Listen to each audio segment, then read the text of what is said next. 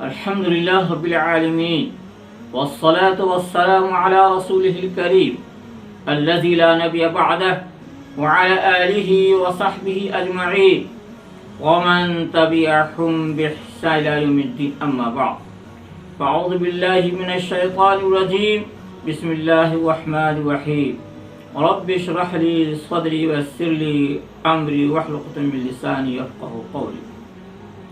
محترم ناظرین کرام اور میری ماں و بہنوں اور دینی بھائیوں، آج کی اس مجلس کا عنوان ہے کیا عورت کے ساتھ جماعت ہو سکتی ہے؟ یعنی کیا عورت کے ساتھ نماز تراویح کی جماعت قائم کی جا سکتی ہے؟ حضرات گرامی، اس سلسلے میں ہم ایک حدیث پاک سے روشنی ملتی ہے۔ وہ حدیث یہ ہے جس کے راوی حضرت انس رضی اللہ تعالی عنہ فرماتے ہیں میری دادی حضرت ملیکہ رضی اللہ تعالی عنہا نے رسول اللہ صلی اللہ علیہ وسلم کی دعوت کی۔ رسول اللہ صلی اللہ علیہ وسلم نے ہم لوگوں سے فرمایا کھڑے ہو جاؤ، میں تم لوگوں کو نماز پڑھاؤں گا۔ مجھے اور یتیم بچے کو اپنے پیچھے کھڑا فرمایا اور میری ماں حضرت ام سلیم رضی اللہ تعالی عنہا کو ہمارے پیچھے کھڑا فرمایا۔ دیکھیے سنن نسائی کتاب الامامتی باب اذا كانوا رجلین و امراتین، حدیث نمبر 803، اسی طرح حدیث نمبر 804۔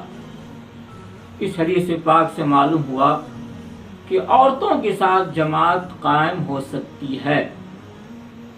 اسی طرح سے ایک حدیث شریف کے اندر وارد ہوا کہ آپ صلی اللہ علیہ وسلم نے ارشاد فرمایا الاثنان فما فوقهما جماعت، مستدرک حاکم حدیث نمبر 7957۔ ابن ماجہ کے اندر حدیث موجود ہے، دیکھیں حدیث نمبر 312، اور امام بخاری نے اس حدیث کو ترجمۃ الباب کے اندر ذکر کیا ہے۔ باب اثنان فما فوقهما جماعت، یعنی دو اور اس سے اوپر جماعت ہے۔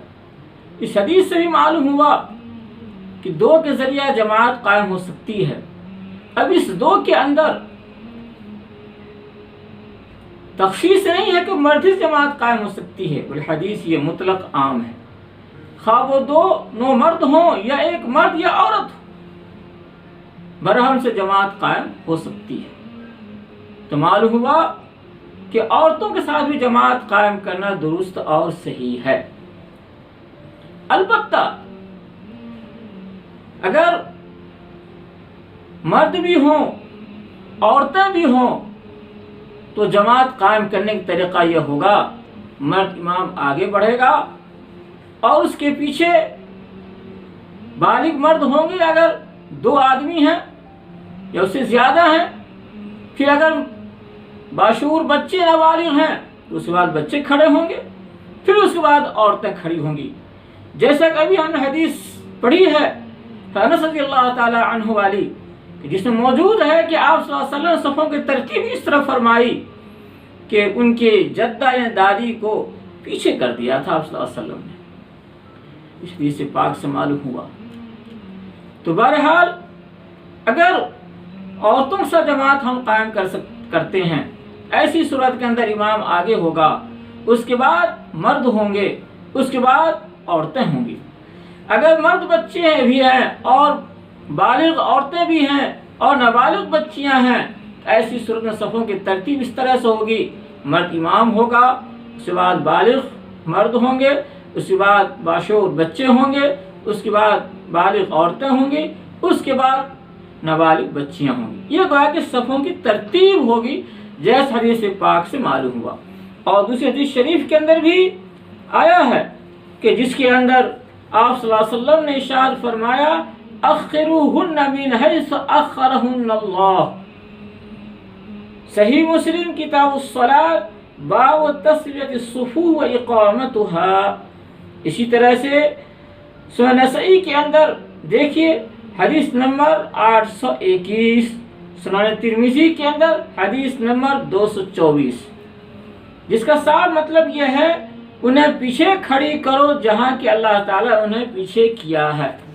مطلب یہ ہے کہ صفوں کی ترتیب کے اندر عورتوں کی صف پیچھے ہوں گی، اور آپ صلی اللہ علیہ وسلم کے عمل سے بھی یہ ثابت ہے کہ مسجد نبی کے اندر جو حضرات صحابیات رضی اللہ تعالیٰ عنہ اجمعین فرض نمازوں کی جماعت میں شریک ہوا کرتی تھیں تو ان کی صفیں پیچھے ہوا کرتی تھی۔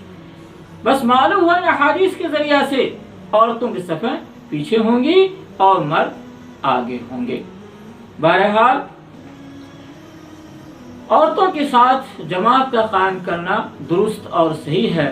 اللہ تعالیٰ سے دعا ہے اللہ تعالیٰ ہر حال میں ہمیں نماز تراویح جماعت کے ساتھ پڑھنے کی توفیق عطا فرمائے۔